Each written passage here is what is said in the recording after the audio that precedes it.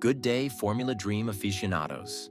I hope you are doing well. I wanted to find out, why are nations pouring billions into hosting Formula One races? What's driving this high-stakes battle for a spot on the F1 calendar? Every year, cities across the globe compete fiercely for the chance to host a Grand Prix. It's not just about the thrill of the race. It's about the staggering economic impact, global exposure, and tourism opportunities that come with it. Hosting an F1 race transforms cities, creating thousands of jobs, boosting local economies, and leaving behind long-lasting infrastructure. Take Las Vegas as an example. The Grand Prix is projected to inject over $1.3 billion into the local economy, with visitors spending nearly $900 million over the race weekend. Add to that nearly 8,000 new jobs and upgraded infrastructure, and you can see why nations are eager to invest. But here's the twist. Not everyone can win. With only 24 slots on the F1 calendar, some iconic races may lose their place. So, who will make the cut and who will make it in? Stick around as we explore the billion-dollar stakes behind Formula One's growing global presence. And before we dive in, if you love F1 and want to stay updated, hit that subscribe button and like this video. It helps us bring you more content like this. With a limited number of slots on the Formula One calendar, which nations are making the strongest case to host the next Grand Prix? The fight for F1 hosting rights has become a global tug-of-war. Emerging contenders like South Africa, Thailand, South Korea, Rwanda, and India are racing to secure a spot, each driven by the allure of economic growth, global visibility, and long-term infrastructure improvements. Leading the pack is South Africa, with the historic Kyalami Grand Prix circuit positioning itself for a return by 2027, some saying possibly as early as 2026. Once a staple of the F1 calendar, Kyalami hasn't hosted a race since 1993. Now, with government backing and $5 to $10 million in planned upgrades to meet FIA's stringent Grade 1 standards, South Africa is re-establishing its presence in the motorsport world. Even F1 icons like Lewis Hamilton have voiced their support for bringing Formula One back to the African continent. Meanwhile, Thailand and South Korea are exploring their options. Thailand aims to leverage its vibrant motorsport culture and tourism appeal, but has yet to finalize plans. South Korea, which previously hosted F1 races from 2010 to 2013 at the Korea International Circuit, is looking to make a comeback, though its infrastructure faces stiff competition from more prepared venues. Surprisingly, Rwanda has emerged as a dark horse. While still in its early stages, the country is using its growing reputation as a progressive modern nation to attract F1's attention. However, its lack of infrastructure readiness makes it a long-term contender rather than an immediate frontrunner. However, it is hosting the 2024 FIA Awards on the 13th of December, where Max Verstappen will officially be crowned as the 2024 Drivers' Champion. Finally, India seeks a return after hosting races from 2011 to 2013 at the Bood International Circuit. While the enthusiasm for motorsports is growing, the country hasn't made significant moves to revive its position. But it's not just new candidates battling for space. Historic circuits like Spa-Francorchamps and Monaco are also fighting to secure their places amidst F1's global expansion. The stakes have never been higher, with established legends competing against ambitious newcomers. Why are countries willing to invest billions into hosting Formula One? Because F1 is more than just a race. It's a global game changer. Formula One has become a strategic asset for nations looking to redefine their economies and global image. Nowhere is this more evident than in the Middle East, where oil-rich nations like Saudi Arabia, Bahrain, and Qatar are leveraging F1 as part of their ambitious economic diversification plans. Take Saudi Arabia, for instance. As part of its Vision 2030 initiative, the kingdom has poured resources into hosting F1 races, including its dazzling night race in Jeddah. The goal? To shift global perceptions, drive tourism, and reduce dependence on oil revenues.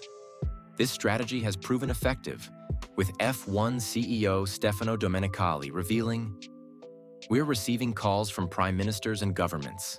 This isn't political, it's substantial.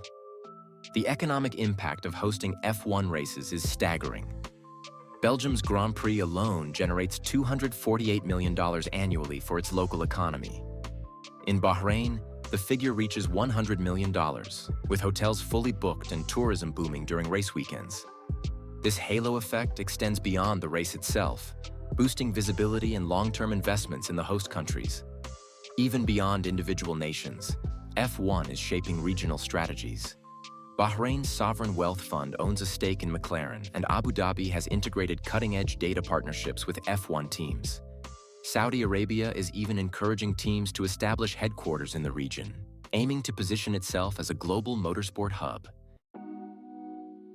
But as new venues enter the spotlight, what happens to F1's iconic circuits? Could the sport's heritage be at risk? While modern venues and billion-dollar investments dominate headlines, traditional tracks like Spa-Francorchamps, Silverstone, and Monza face uncertain futures. These legendary circuits are struggling to compete with the financial might of emerging markets, putting their place on the calendar at risk. Take Spa-Francorchamps in Belgium. Beloved for its challenging layout, it generates nearly $250 million annually for the local economy. Yet, rising hosting fees have left it vulnerable, with F1 prioritizing venues willing to pay upwards of $50 million per race. Similarly, Silverstone, the spiritual home of British motorsport, has been locked in tense negotiations due to escalating costs. Even Monza, one of the oldest tracks in F1 history, isn't safe. Despite its deep cultural significance to Italian motorsport, financial pressures could see it lose its place on the calendar. This trend has sparked outrage among traditional fans. Many argue that commercialization is eroding the heart of F1, with skyrocketing ticket prices making races inaccessible. Lewis Hamilton has been vocal on this issue, criticizing pricing strategies that alienate loyal fans. "We can't keep pushing families out of the sport," he stated, underscoring the need for balance between profit and accessibility.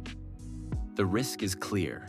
As F1 prioritizes commercial gains and global expansion, it may lose the essence that built its passionate fan base.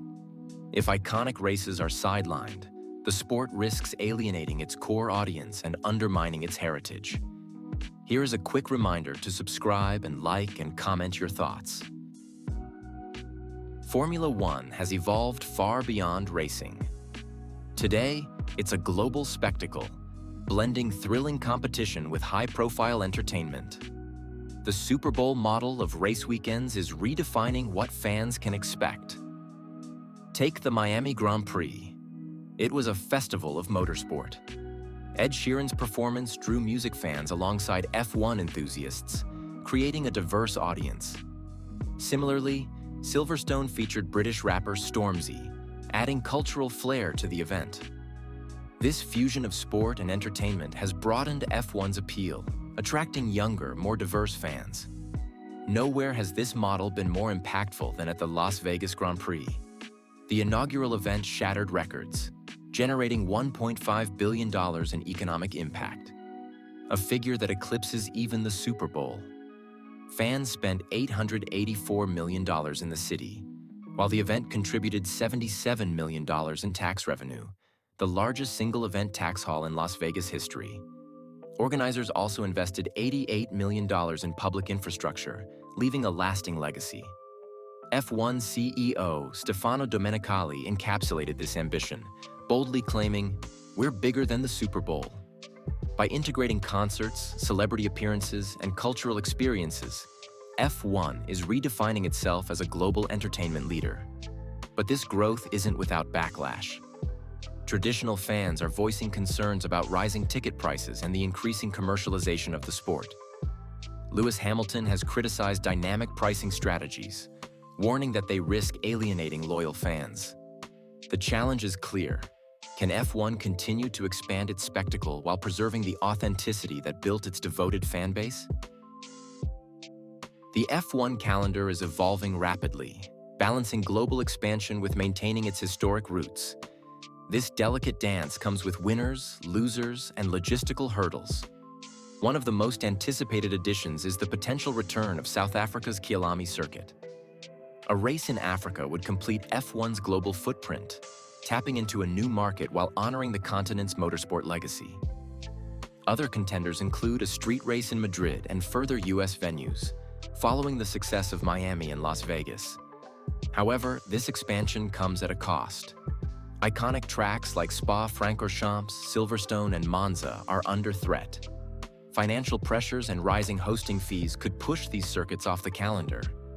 Spa, for instance, contributes $248 million annually to Belgium's economy, yet it struggles to match the lucrative deals offered by newer venues.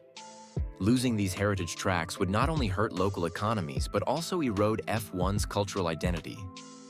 Logistical challenges also loom large. The move to regionalize races, such as pairing the Canadian Grand Prix with Miami, reduces travel and supports F1's sustainability goals. Yet shifting Canada's race to May raises concerns about adverse weather, particularly in Montreal. F1's commitment to achieving net zero carbon emissions by 2030 is a driving force behind these changes. By optimizing schedules and minimizing travel, the sport aims to reduce its environmental footprint. The 2026 calendar will highlight this tension. While new markets like Kyalami and Madrid stand to gain, traditional circuits and fans may feel left behind. Balancing growth with heritage will be critical as F1 strives to maintain its status as a global phenomenon without losing sight of its roots. The question remains, can F1 expand its reach without compromising its soul? Formula One stands at a crossroads, balancing unprecedented global growth with the weight of tradition. The shift toward entertainment-driven spectacles like Las Vegas showcases F1's potential to dominate the global stage, offering financial rewards and broader fan appeal. Yet, this evolution risks alienating the sport's most loyal supporters, who value the history and authenticity of iconic venues like Spa and Monza. The future of the calendar reflects this tension. New circuits promise fresh opportunities, while historic tracks face mounting pressure to adapt or risk being left behind. Meanwhile, logistical reforms and sustainability goals show that F1 is not only thinking big, but also thinking smart.